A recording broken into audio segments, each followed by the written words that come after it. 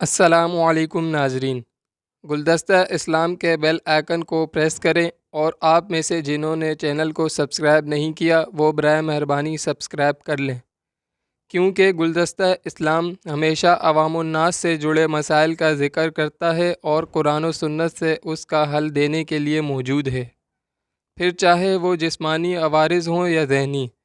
ہم قرآن سے اس کا حل تلاش کر کے آپ تک پہنچاتے ہیں تاکہ علاج بھی ہو اور ورث سے درجات بھی بلند ہوں۔ گلدستہ اسلام کے پیارے ویورز، جیسا کہ آپ سب جانتے ہیں کہ آج کل ڈینگی بخار ایک وبائی مرض کی طرح پورے کے پورے گھرانوں کو لپیٹ میں لیے ہوئے ہے، اور ڈینگی کا مریض بخار کی شدت سے تیزی سے گرنے والے پلیٹلیٹس کی وجہ سے موت کے منہ تک آنن فانن پہنچ جاتا ہے۔ ہسپتال ڈینگی کے مریضوں سے فل ہیں۔ ایسے میں دوا کے ساتھ ساتھ دعا اور روحانی علاج آپ کو اور آپ کے پیاروں کو ڈینگی سے بچاتا ہے۔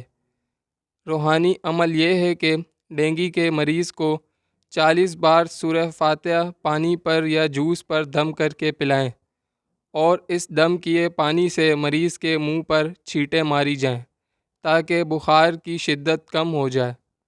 اس کے علاوہ صبح اور شام 3 بار وَأَلْقَتْ مَا فِيهَا وَتَخَلَّتْ وَأَذِنَتْ لِرَبِّهَا وَحُقَّتْ پڑھ کر بخار کے مریض پر دم کریں، اللہ کے حکم سے جلد شفا یابی ہوگی۔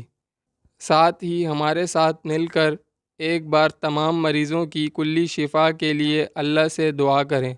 اللہ ہم سب کا حامی و ناصر ہو۔ السلام علیکم۔